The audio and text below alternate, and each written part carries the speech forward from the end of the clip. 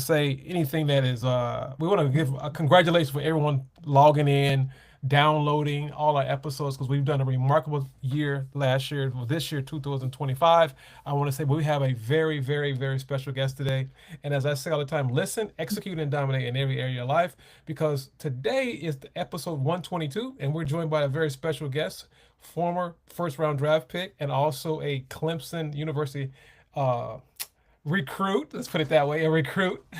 And with that being said, we're going to talk about Division 1 baseball. Actually, what does it take for the demand to be a Division 1 baseball player, even though he didn't play it, but he also got drafted. Also, what talent looks like along outside the lines of playing on that level. And we're going to talk about what are some of the habits that translate from D1 to professional baseball. With that being said, I want to say here's a sponsor from very own YGB Publishing and Wow Factor. If you're looking for a travel baseball team in any area, we're nationwide organizations committed to helping athletes prepare and develop, position themselves for the next level. It's a Wow Factor. And if you want to get connected, go to YGP, well, You Going Pro Sports, and send me a DM, and I'll be glad to try to help you. With that being said, we got the very own first round draft pick, Dave Croggan. How are you doing, Dave? I'm doing well, man. Thanks for having me, Coach. I'm good. I just want to turn up a little bit because I think I got a little delay. But hey, let's get right to it. I want to call you coach as well. Dave, being a former Clemson University baseball player, let me correct that. And now you're a first round draft pick. So, what are some of the things you had to realize as a baseball player that helped you get to the next level that separates you from everything else? Yeah, and I know I didn't officially go to college to play, but I've worked with thousands of players, and hundreds of them have gone to Division 1. In fact, many of them have gone to Clemson. So I have currently one right there right now. So I'm very familiar with kind of like what it takes, and I have a daughter who's kind of working on hopefully becoming a D1 golfer or soccer player right now. So I give her as much advice as that she wants to take from a dad, but you know how that goes. Yes, I know That's how a it is. careful one. That could be a whole nother podcast of how to speak to that stuff. But yeah, I mean, to me, there's some tendencies, there's some things that you can see, some traits. One very important one that I always tell every athlete that I work with is you have to be willing to do things that you're not asked to do and work on things when you're not asked to do it. So Mm, the easiest thing to fall into trap is that you've gone to practice today, you've gone to lifting today at school, and you're done. You worked hard, you did everything. Yeah, you might have worked hard, but you did everything everybody else did too. So correct. there's no separation there. So the only way to separate yourself is obviously to do those things at practice when you're asked to do it. But if you really want to become special and you want to become great, there has to be a time of the day, each day you spend on some facet. Could be the mental game, could be the physical game, could be the skill part, but something that's going to be extra from what you've been asked to do. So that is a huge one. And when I hear of players who are fans of their sport, they enjoy watching it, they know about it, and they do extra work that they're not asked to do on their own. That's a special recipe, and I will be for sure putting them at number top one of my list when a college coach asks me, "Who do Mm, you have out there?" In fact, it just happened yesterday by two schools. okay. One a major Division 1 in the Big Ten, and another one that's a smaller school, academic school. So these two just asked, "We're looking for 2027 athletes, Hmm. or pitchers specifically, because that's sort of where my wheelhouse is." And I mean, my list of athletes goes right to the top. Who do I see the most? Then who do I see doing the most without being asked? And Ooh. then that's the person I'm going to give them the name. Mm. Simple as that. Dave, that's pretty powerful what you just said, because basically you're talking about what is your separator? What is the separator between you and the next player? I want to talk about this separator because basically that's what you're talking about. How do you, if you're a coach, just say you're coaching, you're a recruit, just say you're a college coach, D1 coach, what makes what how can you tell there's a separator between these guys because they're all doing the same thing? If you're trying to recruit them, what is something you can tell the audience? How can you distinguish your separator? Well, I think that's when it comes important in the private sector where people in my position that are are the trainers, the skill trainer. Maybe it's a lessons type of throw coach or a hitting coach or a weight room, a strength coach, because there's always going to be the first step. They're going to see you at a game, wherever that game might be. It could be travel ball, it could be high school, it could be a camp on campus. So that's the first layer. That's the easy one. That's the one for Okay. them to kind of go, okay, all right. And that puts you in that category you just talked about. You're just like 10 other guys that they've seen in the past 2, 3 months, Right. maybe 20 guys. So Right. now what's the separator? The separator, they don't have the ability to go, you know what? I'm going to go sneak around and follow what he does. Right. So they have to make phone calls to people they trust. Oh, And okay. they have to make phone calls to people, or they've maybe had a conversation with the athlete and casual athlete with the coach, maybe the parent, maybe the player himself, depending on the ages. And then they're going to ask those questions. Where do you work out? What do you do? Who do you work with? What's some things? And they're kind of prying around, because if they hear a name, a trigger name that they recognize, they're Mm-hmm. going to call that person and find out a little more information. So there's the separator, right? So Mm-hmm. it's important for these athletes to know that when you're around and doing extra stuff, you got to be around not just somebody who's probably just kind of just starting out, maybe doesn't have the recognizable contacts or the Right. experience. It's Right. very important. Experience in this kind of blueprint to try to get to college is very important. You know, the shiny new uniform, the shiny new facility, those are great, those look great, but you really have to find someone who's been around for a while, that's been doing it successfully, because those are the ones the coaches are going to trust, and they're going to be ultimately the ones that the coach is going to ask, what do you have on this guy? Do you think he's a good fit for our program? Because Mm-hmm. that years and years of trust and conversations and sending players to them, and players who worked out with them and played for them for years, that goes a long ways. And if you don't have that, you're really, as a parent, missing out on a very important piece that's going to be able to get you to push to the right fit too, not just to Right. any college. Right. I'm glad you said that, Dave, because there's a lot of young athletes. Believe me, would you believe this? There are a lot of them think they're going to D1. Everyone think they're going D1. Yeah, Everybody's going D, and their parents think that. And there's nothing wrong with that. But we know there's talent at different levels. There's mhm. like a tier. It's a tier. But my question, from your experience going straight to the top, when I say the top, getting drafted, my question to you is this: can you give them some encouraging words? It's okay to be D2. It's okay to be JUCO players, because everybody, there's nothing wrong with dreaming. That's what I'm Yeah, trying to say, Dave. But the problem sure. is, we got players that they are, I don't want to say a pipe dream, is they may not be there yet at what level. So how can you tell them what is some of the best moves to make if they don't have that D1 D1 Right. offer? Yeah, and I say this a lot too, to the families and athletes. Baseball, like no other sport, has so many late developing athletes who end up much higher than you thought they would be. They might have had the inner drive and the dream to do it, and that definitely you need to have that. That's important, to have that dream, to have that goal. And it's not the end of the world when you get to your junior summer, or you're going into your summer of your high Right. school senior year, and you see all the kids, and this happens way too much. They see all the other athletes at school doing the signing day, Right. doing the celebration, and it's almost a curse for that, or it's almost a double-edged sword. It's like it's a great Right. thing to honor the kids and all these things, and fun to do, but boy, does it push a lot of athletes to make poor decisions and quick decisions and panic to try to find so they can put a banner and print it out during their Yeah. in their Yeah. gymnasium for that day, and they end up Mm-hmm. finding and they're in a poor spot.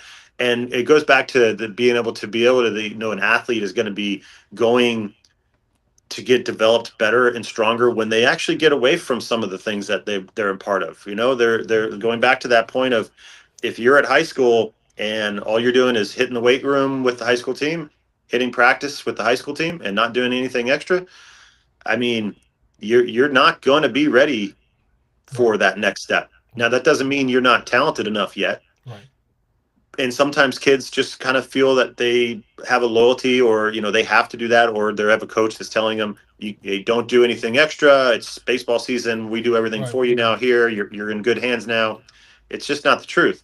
Right. um, Maybe when there wasn't good facilities, good trainers, good information out there back, 30 years Right. ago, 20 years Right. ago, Right. maybe that would help. But man, high school Nowadays. coaches can really help themselves and help their programs by just embracing a lot of that. So what I've seen is that there's a very big tendency of kids that are starting to think about going from that hold back eighth grade year and doing eighth grade twice, coming in as an older ninth grader. But there's also a really good gap year program or a gap year idea that I think parents should really, really consider. And it gives you the best of both worlds. You can still play all through your high school. You can be a young senior, and maybe you did develop. Maybe you hit it right. Maybe you just nailed everything, and you're on your way. And if you didn't, you still can go take a year and work and train, and you're going to be more mature. You're going to be easier to put on weight. You're going to be more comfortable schedule wise. You're not going to be having to go to school in the morning and then chase everything, go to practice. You actually can just basically treat yourself like a pro athlete for Right. a good 6 to 9 months and get right back into that recruiting window. Now you're 18 years old, 19 years old, maybe, but you're much more physical. And in today's game, where it's just so different with transfer portal, guys taking advantage of gap years, there's going to be such a different position, I think, in a few years. And I've seen it here. We've had kids that have done our gap year program. They've gained 6, 7, 8 miles an hour. They've gone into college programs now in a much better Yeah. position. They're actually talking about getting drafted now, and Mm. it's just because they spent the time to train and focus on that 100%, and then come out and Hmm. throwing harder and understanding that the process does take some time. So Right. there's no reason to panic for parents anymore. I mean, it really isn't. I think Thank you. you should really take advantage of some of these post high school, in between going to college programs to really benefit yourself. I like that, Dave, what you said, because a lot of guys and parents, they don't believe they need that. They just believe because they had a great high school career or little league or whatever the case may be, they think just because Johnny can hit 4, 5 home runs in one game, nobody else can do that. And I'm glad you said that because what's it called, Dave? When you take a year off, I forget. It's on the tip of my tongue. Boarding school is like a boarding school. Would you say? It's similar to that. Yeah, the gap year is sort of I mean, it's you can do it different ways. There are places where you can actually do a full. You're going to go out and you're going to fly to Arizona or fly here or fly in Florida, Right. and you're really going all in. You're immersing yourself. You have they have apartments and hotels or whatever you want to do. That to me is a little more overkill. I think you don't need to do Okay. that. I think in your local area you can find a good program, or you can just do it on your own. You could just say, you know what, I'm going to get a part-time job. Or nowadays you can take junior college courses, not as an athlete Right. but just as a student. Right. Before, years ago, you couldn't do that. It would cause you to have eligibility issues. Now you don't have to do that. So what we have here with our athletes, they're taking classes online, and then they're lifting and training with our pro athletes in the mornings. They're spending 3 or 4 hours a day here working skill every day and training every day with the weight room. Now they're focusing harder on their nutrition, their sports performance mental coaches here. So there's so much more now that these kids are going to be doing that. Honestly, they would have gone into a meeting, especially these JUCO players who, know they're not quite ready for D1, but they also know that, hey, JUCO is this great way of getting to the next level, which it can be. But unfortunately nowadays, that's very in high demand. It's very competitive. So if you're not even close to that, and you come into this first, meeting with this junior college you just signed up for, and Right. you're basically walking into this room for that first day one meeting, and you realize, looking around, you're going, oh my god, there's 80 kids here. Right. And they didn't tell me there was going to be 80 kids. They told me I was going to be fighting for that Friday night job. You're gonna be fighting. You're gonna fight. Oh, you're fighting. Yeah, you're going to be fighting for a parking spot. You're going to be fighting for a seat, a rack in the weight room. You're going to be fighting all the time. So to me, like, that's such a coin flip. There's so many of these that's too risky. There's no point. There's no need to. I know Hmm. if you really are a bet on yourself guy, you can do that in different ways. Hmm. Don't rush to it and bet on yourself when you're going into a gunfight with a sword. So to me, like, it's a no-brainer. It's not taken advantage of. Maybe it's not talked about enough. Maybe it feels Yeah. Yeah. like a failure, that Yeah. you didn't make Right. it. That's You right. can't tell your parents, your family, your friends that you're in college now. You have to explain to them. I don't know. But Yeah. that time just flicks like this, and all of a sudden, that class that you were going to be in, that class is in college, and then they're failing and they're out and they're Right. disappointed. Now they're behind the eight ball big time. Yeah. They've already exposed themselves to a year to coaches. Now you haven't. So Right. I think there's a for me, that's the a much more safer way to do it, Yeah. and also takes the stress off kids in their senior year. because you could still kind of plan on doing the gap year thing, and then all of a sudden you're training all summer, thinking like, okay, I'm not going to go to school this year. You train in the summer, and all of a sudden you haven't done that forever because you've been Yeah. chasing every showcase for the past 4 years, and you come out and the summer's not even over yet, and you are 5 miles an hour harder, and now you Hmm. might have some choices before you even thought you did. Right, Coach. I mean, I call you Coach Dave. Coach Dave. I want to Yeah, say that because sure. I like what you said due to the fact that you said you call it the gap year. You said basically in the gap year you're trying to get ready for the next level, but also you don't lose your eligibility. That's another thing that we don't talk about. And I think you hit it right.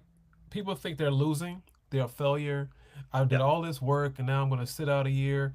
But it's a change in the mindset because the competition is so hard now. It's a lot tougher than it was for you and for me. It's Mhm. just tougher. We're talking about 20 years ago. Yeah. 20 years ago I played college baseball. I mean, it may not seem like it, but time flies by, and Yeah. the game is still the same, but the way things are done is differently. And Mm. I'm saying that because I just wrote a book, and it's called "Are You Really D1?" And it just came out, and I'm gonna get a plug. Here it is right here, and I'm Awesome. gonna sit. Yeah, I'm send gonna that to me. I am gonna send it to you. And it has all the tools you're talking about in the book. But the one thing I didn't talk about is what you just talked about. I'm like, wait a minute, Dave. I Yes. like that because you never think of we like you said, out of sight, out of mind. We just don't think about it. Right. But with the competition today, with today's competition right now, 2025 going to 2026 and 27, and I think by 2030, Dave, and you can disagree with me, I think the transfer portal is gonna start going down a little bit deeper because it's that year of the COVID year. So they're Hmm. trying to make Yep. up, but I believe by 30 it's going to be a little back to a little bit closer to normal, not Mhm. maybe not all the way, but I think what you just said is probably the most powerful thing you said so far. The gap year. You call it the gap year. Some people call it boarding school. Some people call it whatever, but it's still a gap year. It's like a red shirt year. It's just It like a is. red shirt year. Yeah. But you know what that means. I know Yeah. what that means. But people think, Hmm. well, I don't want to get a red shirt. Oh, why do I Right. get a red shirt? I mean, Hmm. can you explain to them why it's okay? Because actually, you're not mentally ready for the next level. Right. Yeah. Yeah. Yeah. The difference in I mean, red shirt is for parents maybe that are just kind of tuning in and listening. Is you're on the program, you're in the program, you weren't ready to have a spot on the traveling squad or starting spot, or even on the bench. So the thought is, okay, well, why don't you just know you're not going to burn your eligibility with the red shirt. So that means if you had 4 years going in, next year you'd still have 4 years. You just have this Mhm. red shirt year. So there's some benefits there, but the problem with some red shirt programs is that they tend to forget about you, and you basically are on your own. So I know you're there. You're certain programs probably better than others, but in my opinion, a lot of programs sort of just kind of let the red Yeah. shirt sort of float around, and they kind of keep Mhm. you on the hook a lot of times too. And unfortunately, they won't red shirt you till the end of the season, Yeah. Yeah. but they Yeah. won't play you Right. because they're waiting just in case someone gets hurt, Some and if someone hurts. doesn't get hurt, all Yes. right, you're in, and now you might have played the last 2 weeks of the season only and burnt your red shirt. You're burnt your whole That's year. right. So That's right. there are some risks there that might be associated with being a red shirt. Um, so when you do a gap year program, you don't have to worry about that. You're coming in fresh. You're literally just coming in as a normal freshman, except you're 25 pounds heavier, Yeah. 7 miles an hour harder, Yeah. much more mature. So Yeah. those are things that the coaches in today's game, with transfer portal players moving in and out, players going to D2 then jumping to D1 or vice versa. There's no coach is looking at those things as negative things anymore. Yeah, a long time ago, the Yeah. coaches might have kind of like scrutinized a little harder on, oh, Yeah. you are, Yeah. Yeah. you transferred there, or you did this, or now it's like, no, what can you do for me right now? How do you look in front of my eyes? What do you have that I can have for value? And that's all you're really trying to do, is try to make as much value as you can so you can get in front of that school.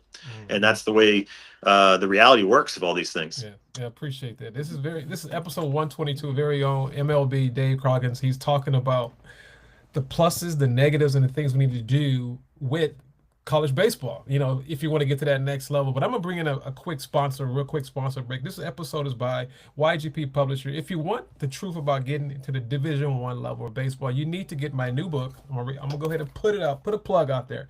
You get that out there. This is a book that breaks down what college coaches are looking for, actually in the classroom, outside the classroom, and most important, character. Something that we don't talk about for high school players and JUCO players and also transfer players. So visit www.rud1.com. That's AREYOU, the letter D, the number 1.com. So stop guessing and start preparing for your D1 journey. Hey, Dave, you just talked about some good things about, you talked about basically transition. I'm going to go into transition from college baseball to pro baseball. What is the biggest adjustment you had to make, even though you didn't play college baseball, but you were prepared to go? What's some of the things you took you had to? Yeah. For me particularly, going from high school to college, which I know is unique and not often, but again, I've been doing this for 15 years and sending college kids to pro ball for a long time.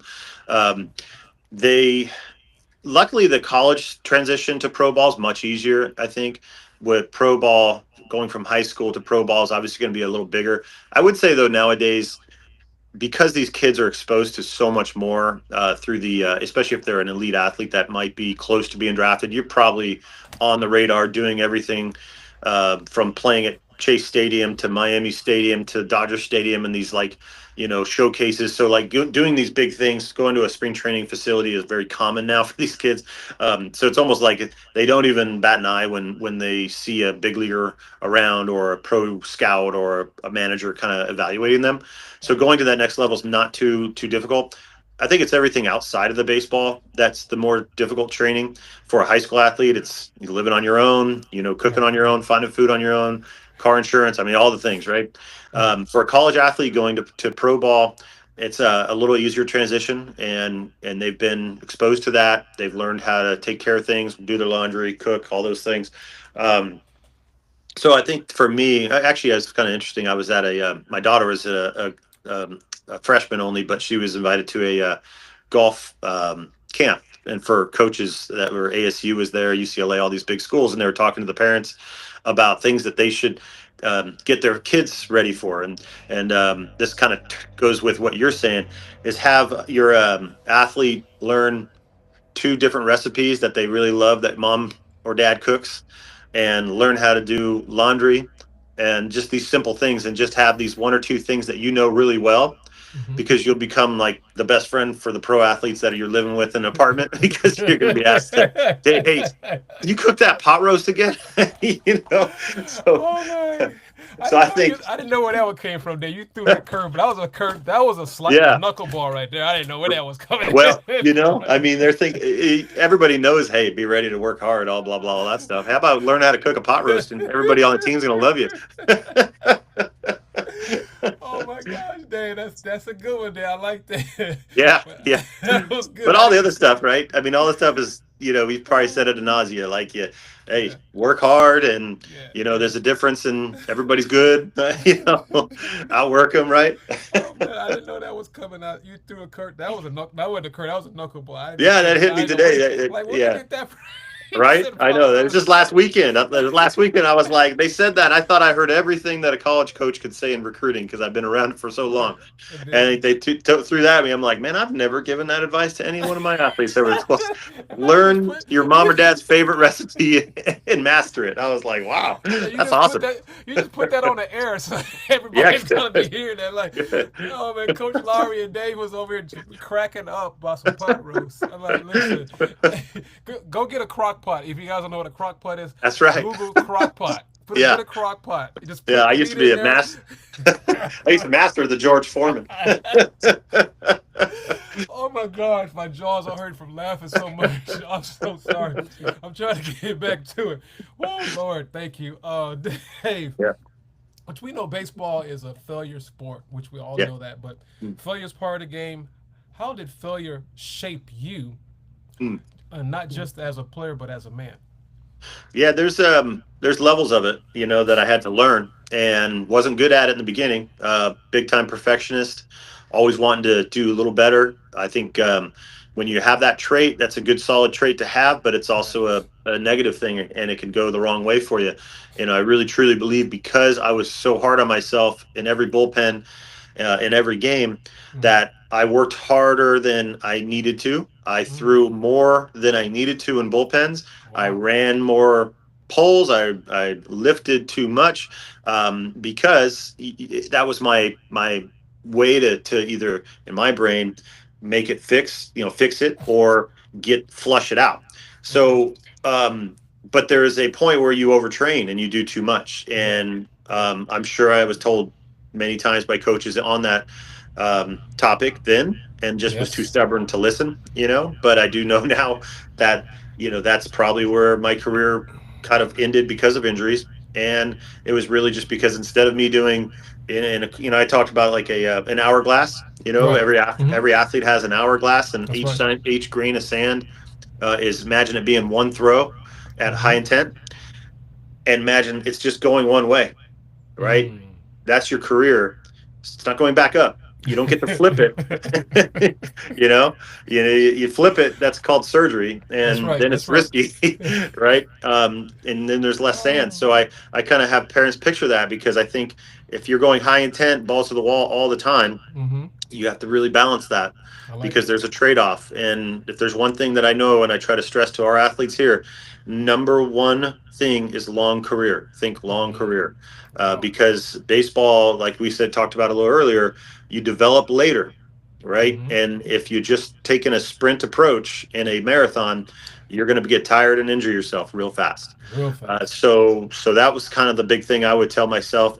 Handling failure was part of not training as hard as I did, Right. finding a different way to handle it, right? I like that. And then the other thing is, there's moments in time in your careers that you start to realize what's most important. What am I Important. doing? A Yes. Yes. reflection. Yes. Reflection Yes. point. Yes.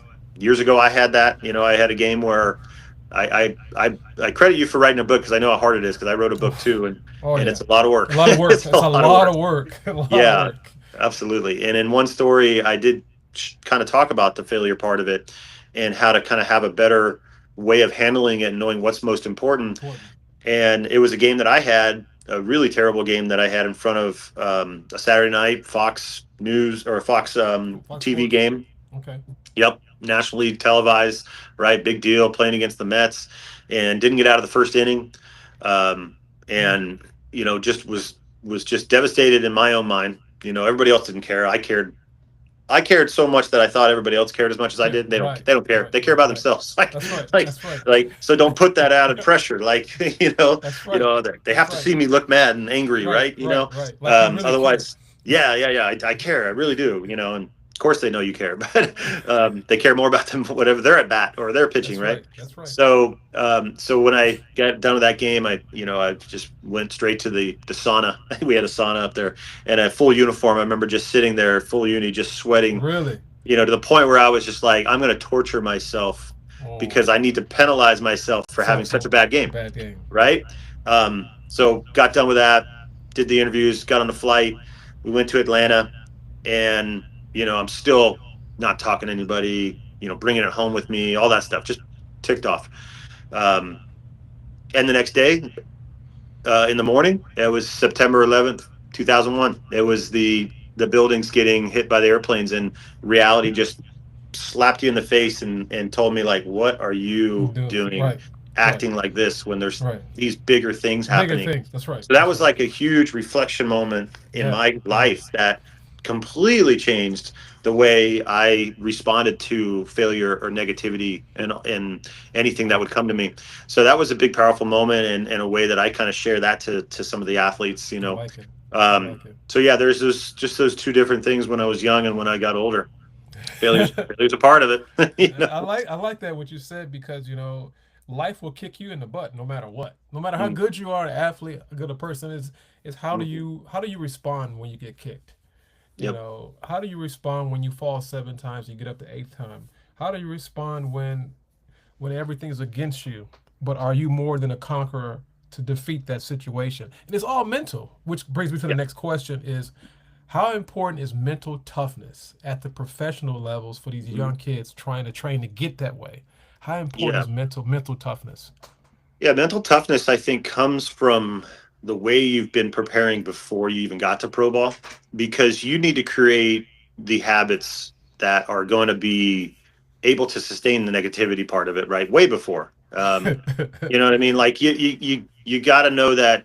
you're not going to just start working out when you get to pro ball, right? Because there are some kids that obviously don't work out and they're just Yeah, talented, they're very super few. talented, It's a few. and they get through it. But then when baseball hits them, and that could be in college or it could be high school, it could be, it's all relative, right? I mean, they could have been killing it in little league, never been touched, and they get to high school and now they're getting touched up, but they've never exposed themselves to like working out or training and having that, because that's hard. Like that's not, it's hard to train. That's one of the things I tell parents. Like, it's easy to go get a lesson, it's easy to go get a quick little 30-minute session with Yeah, somebody, yeah, yeah. but because you're going to see results that day, right, Right. immediately.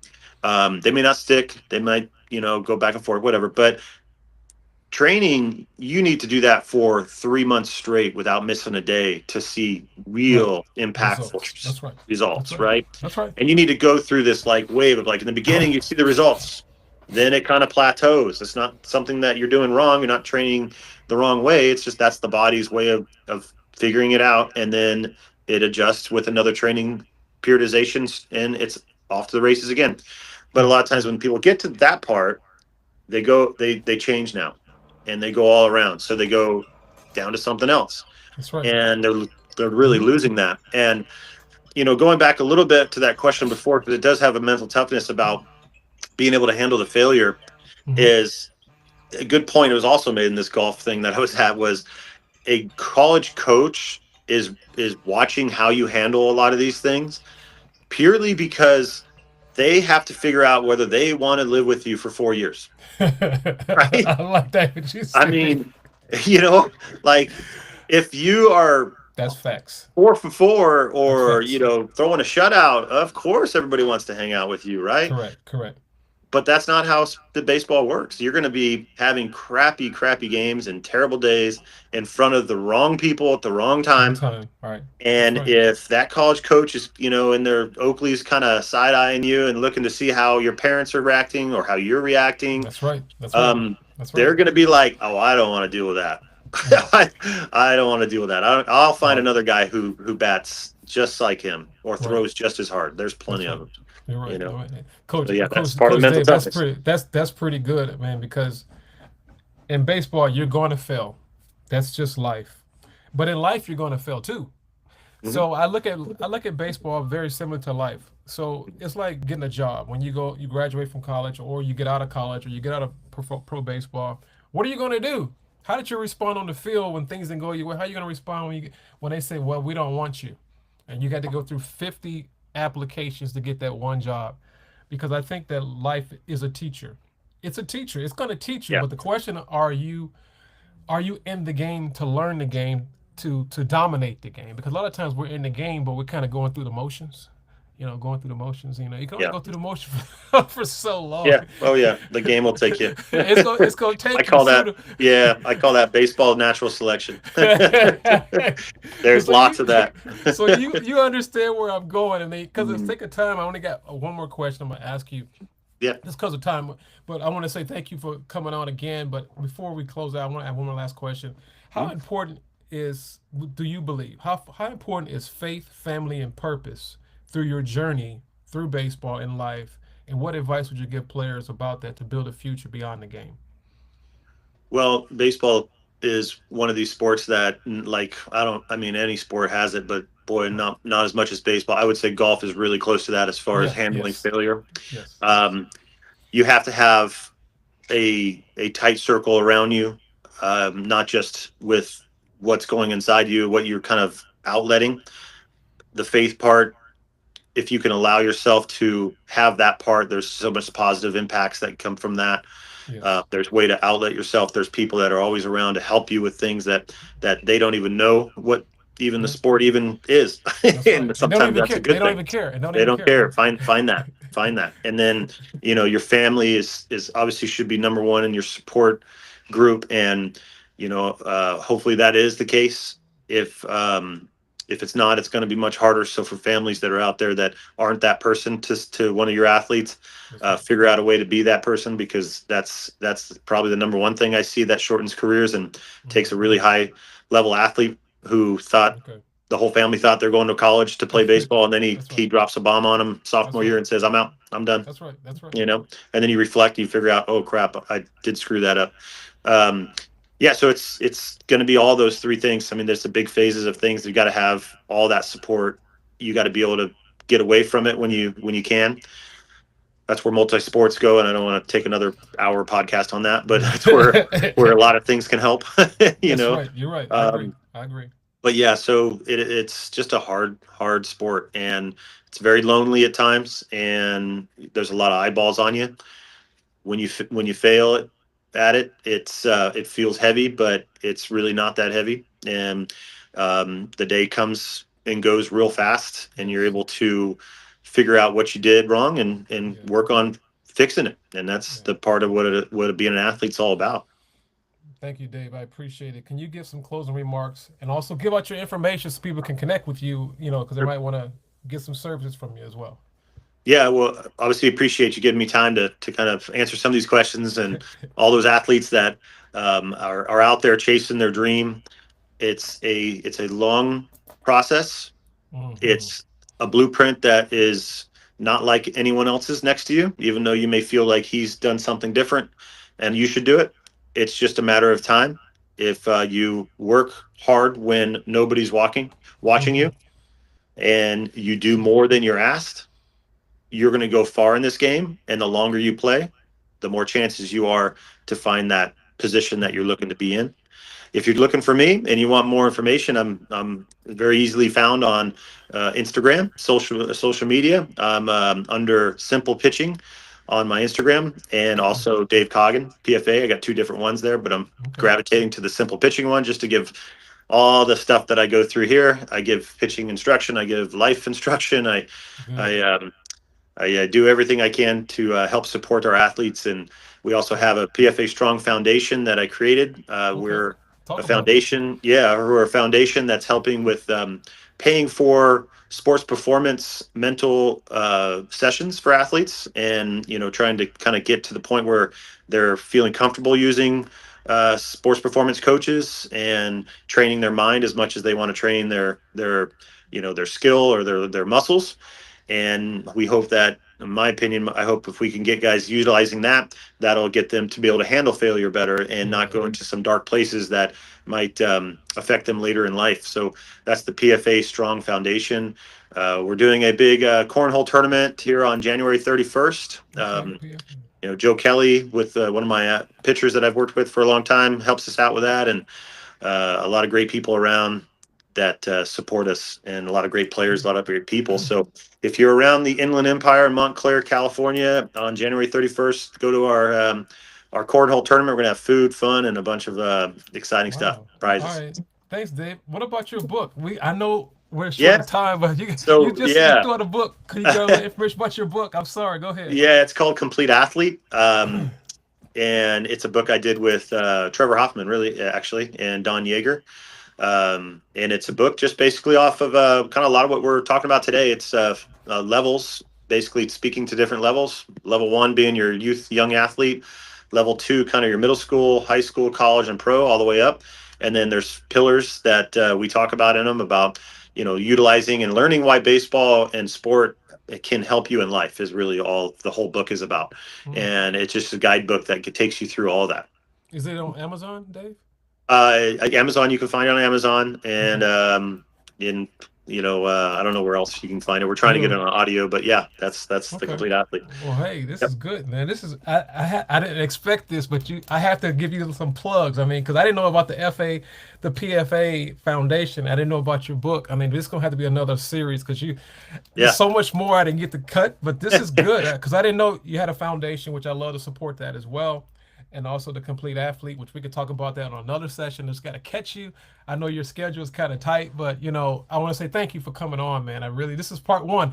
For the guys and Do girls it that are again. listening and parents are listening, I know you want this is not normal. We're cutting it off a little short today, but we'll have a second session. So hold tight because I know I'll Let's get do all it. these people ask me, well, coach, can you get him back on? I will get him back on. He said he'll come on. Come on. So, Yeah, you got it. so I just want to tell you guys, hold tight, but I want you guys to have a safe and Merry Christmas this year as well. But if you enjoyed this conversation and you've been challenged, you're encouraged, and you need more clarity, I ask you to go to Amazon and pick up a Complete Athlete book by Dave Croggins. I'm asking you to go get that book, but also you can go ahead and get my book too as well. Are You Really D1? And the website is www.ru, the letter D, the number one.com. For all high schools, uncommitted players that are searching for the right opportunity, do it right now. And also on Instagram, you can go to You Going Pro Sports and DM me, and I'll get that information right to you. And so, like I say, get ready, stay ready, always be ready. God bless you guys. But as I say before I close out, the question is this: where are you being led? Coach Dave, I keep saying coach, but he's a coach to me. Coach Dave has given I'm a you coach. guys, Coach Dave has given you so much information. And I know you guys are, I can hear it now. Coach, can you get him back on? He's coming back on. But my question to you guys today is, where are you being led? Okay, what do you mean by that, Coach? The letter L stands for listen. Listen to everything that Coach has said today. Coach Dave has said today. Listen, listen comes by faith. Faith comes by hearing. So listen everything he said. The letter E. What's the next letter? Letter is E. E stands for execute. Execute and listen. Listen and execute everything he said. Now, it may not be one size fits all, but it's going to get you in a better position you were yesterday. The last letter is D. LED. Where are you being led? The D stands for dominate. I believe God has created all of us on earth to dominate in some capacity. So listen, execute, and dominate. Hey, this is Coach Laurie. As I say all the time, get ready, stay ready, and always be ready. God bless.